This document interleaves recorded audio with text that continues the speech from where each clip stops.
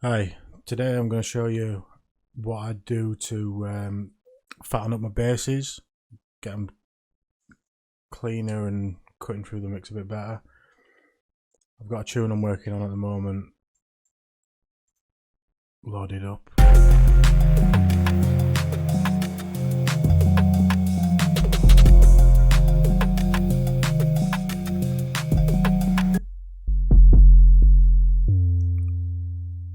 And I've just got a fairly simple 808.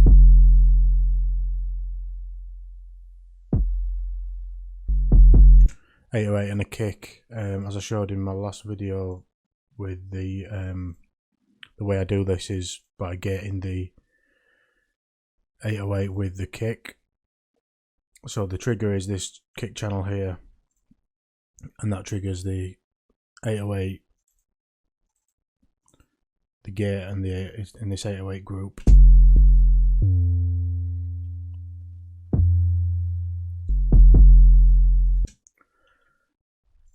And right now it's just a bit low level. I can turn it up, but what I want to do is fatten it up at the same time.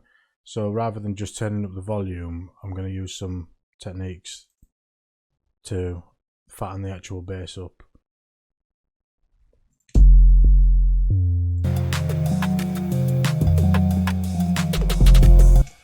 So first of all, what I'll probably do is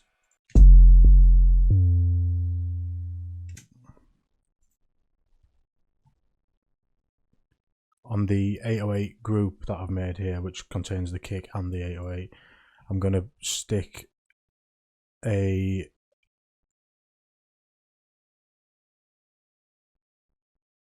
RBass, an RBass stereo on the actual group. I would usually use a mono, but what I'll do first is on the 808 itself use a mono RBass.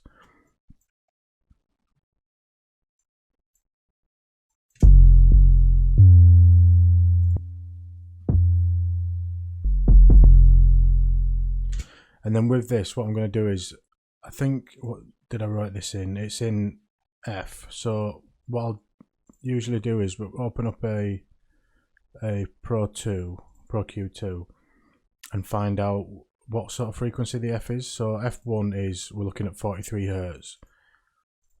Let's look, F2 is 87. So usually, I think 43 is a little bit low, but I would usually grab the same hertz, same frequency on the RBass and bring the intensity down, because you don't want it punching through too much because it distorts quite a lot. I'll bring the gain down a little bit.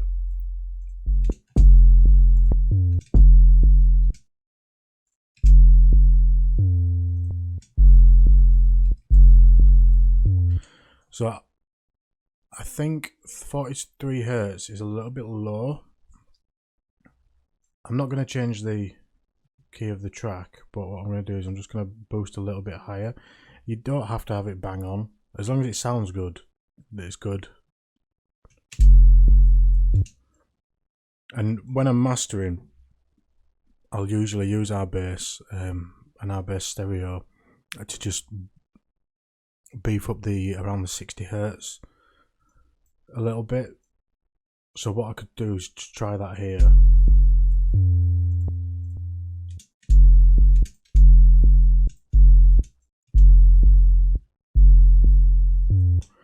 We are getting a little bit of a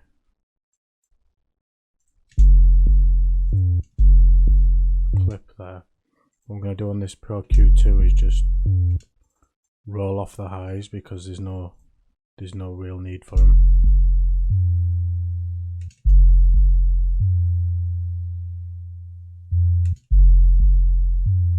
So about 185, that's okay.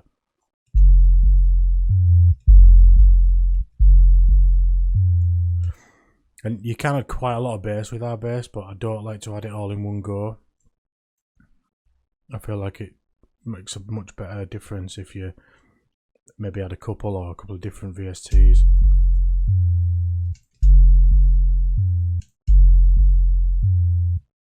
So at the moment it does sound louder. without it. So what you want to do really is get the gain so that when the effect is on, the volume is the same as without the effect, so you can hear what difference it's actually making.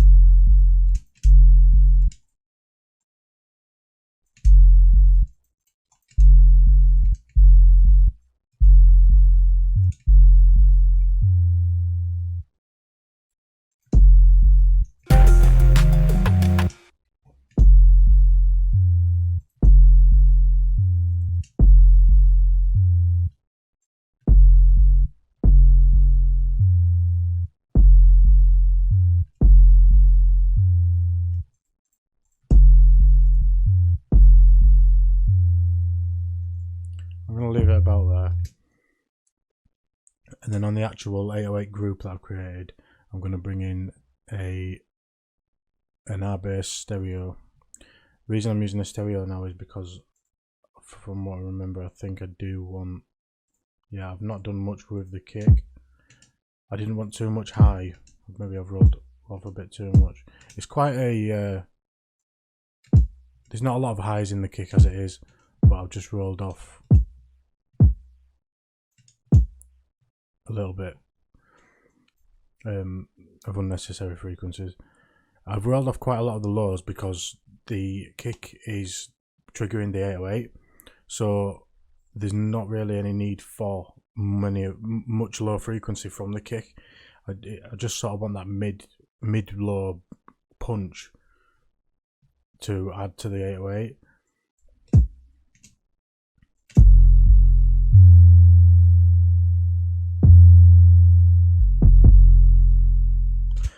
So yeah, the reason for using the RBass stereo on the main track is so that it doesn't make the kick completely mono as well.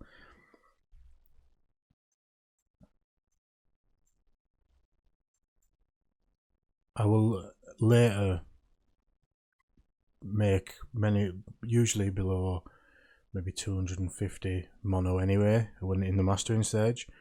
So at this point I could say open another Pro Q2 and do it through here, change the channel mode to mid side and cut the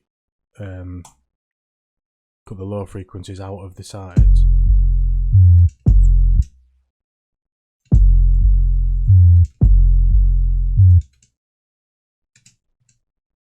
You can't really hear much anyway, but it does clean it up a bit.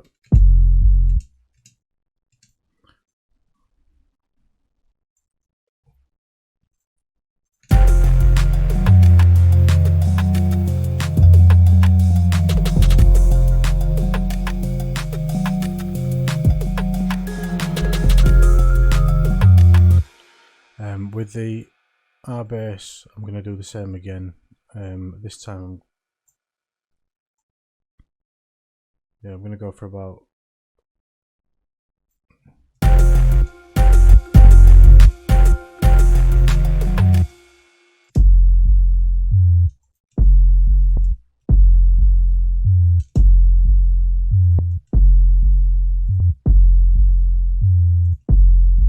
not too much. I don't want it to again distort.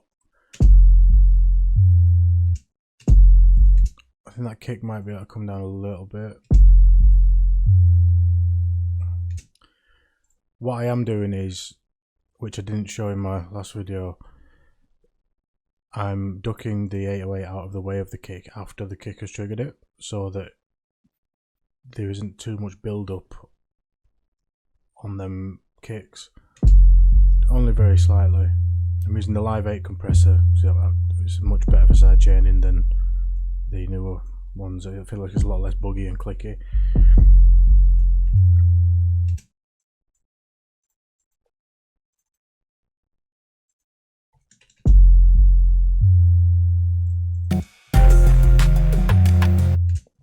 Now, after that, I'm going to bring in an MV2.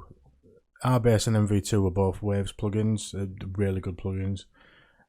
Again, on the actual channel, the group of the 808, I'm going to use a stereo one. I'm just going to bring the low up until I can hear what it's doing. I'll usually overdo it and then bring it back, so there you can really hear what it's doing.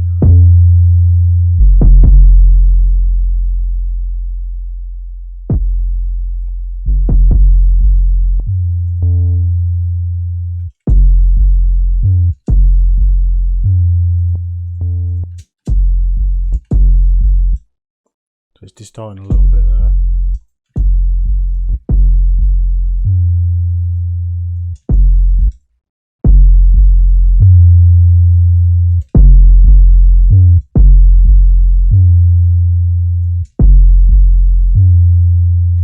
And what I usually do is sometimes I'll overdo it a little bit and then just roll off the highs, because a lot of the time the distortion is building up in the higher frequencies.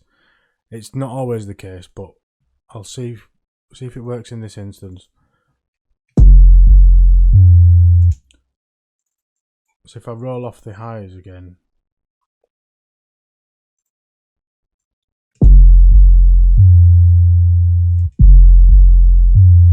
you can hear that a bit of that distortion has gone.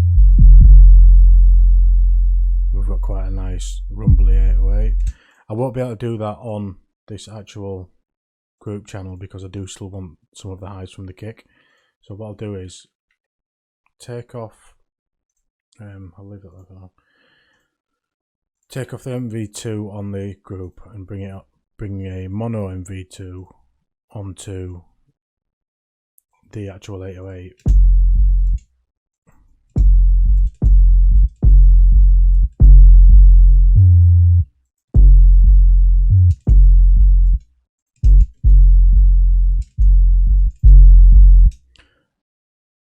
Bring the output down a little bit. So there it's quite a nasty bit of distortion, so I'll stick a Pro Q2 on.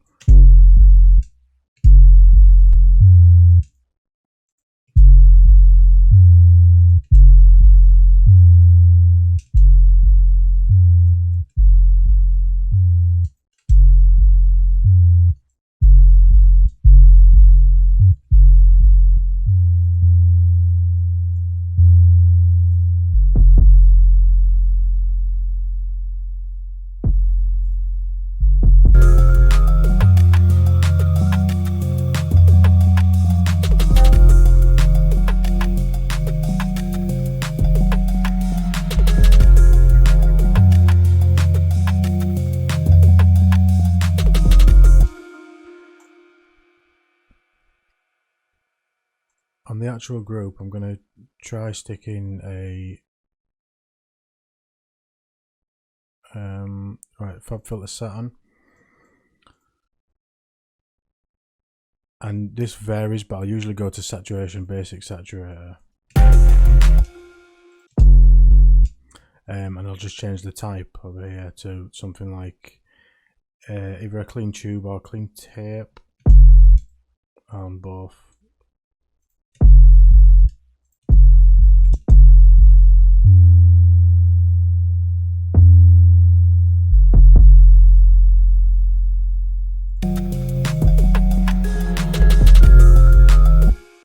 And now I'll bring that MV2 back in on the actual group. This is the stereo one, and just be a lot more subtle with this one.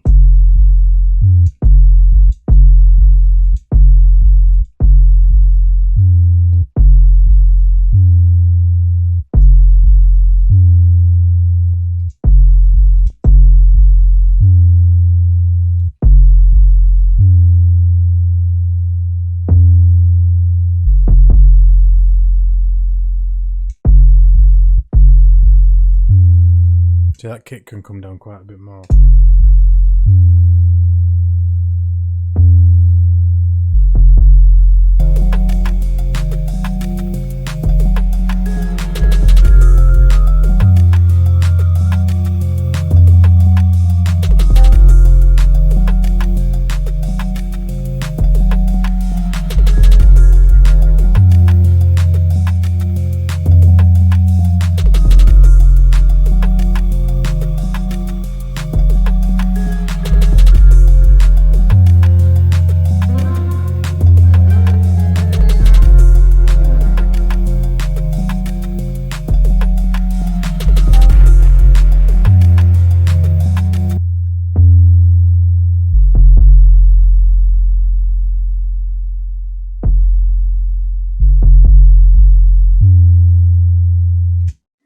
So I think that's getting quite a nice rumble to it now.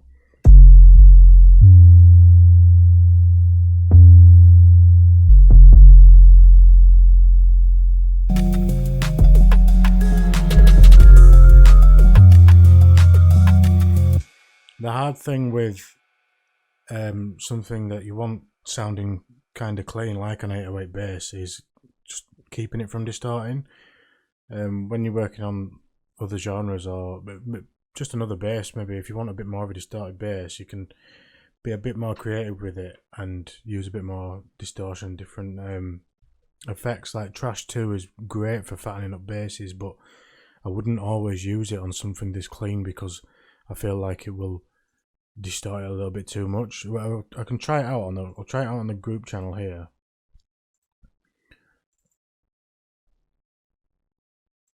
And what I'd usually do if I was using it to just for fattening up a bass is just go to distort and then clip control, and I probably bring the pre down and the drive up,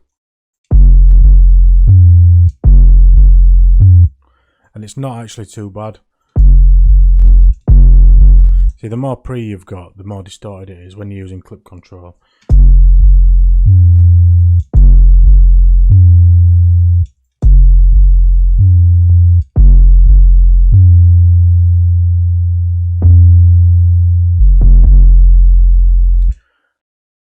One thing I do always do after using a trash though is EQ.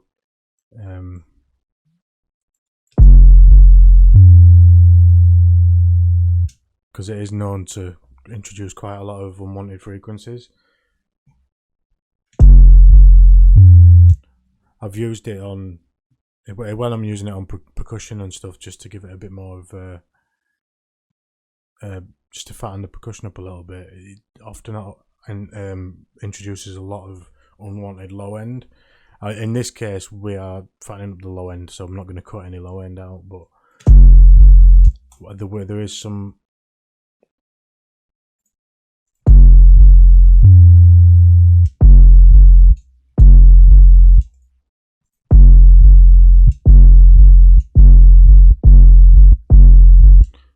there's some high that I want to cut out.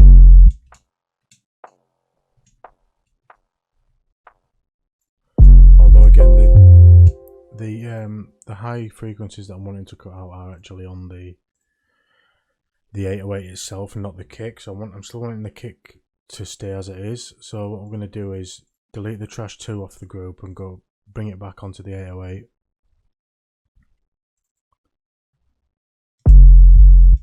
And again, distort, clip control, bring the pre down to about -20.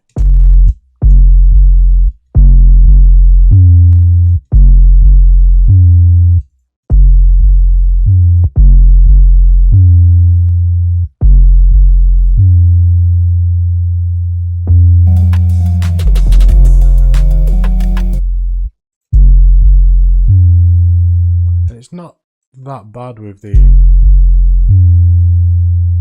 unwanted frequencies, to be fair, so it's sounding quite nice.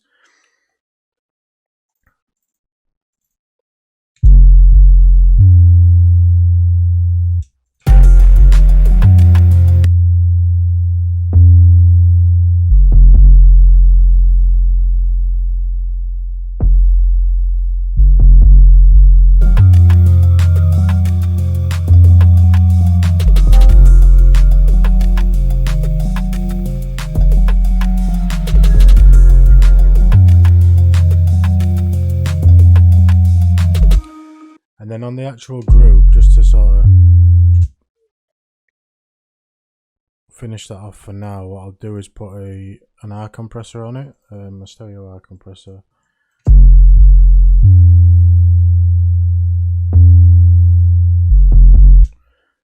A lot of the time the standard settings on R compressor seem to work just as you want them.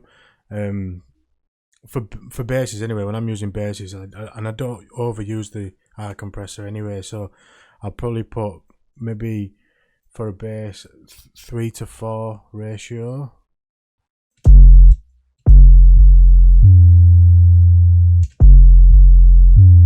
only really lightly on the threshold. I don't want it to have too much of a fetch. It's just like a gentle hug sort of thing.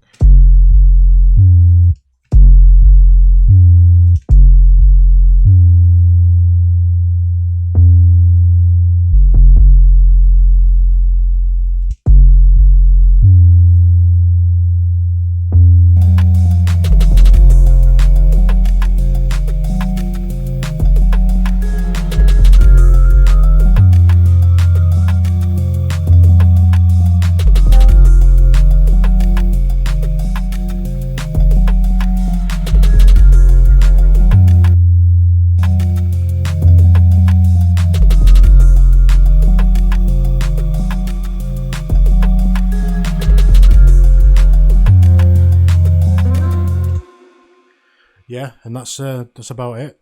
Thanks for watching. If you haven't already, please subscribe, and I'll see you next time.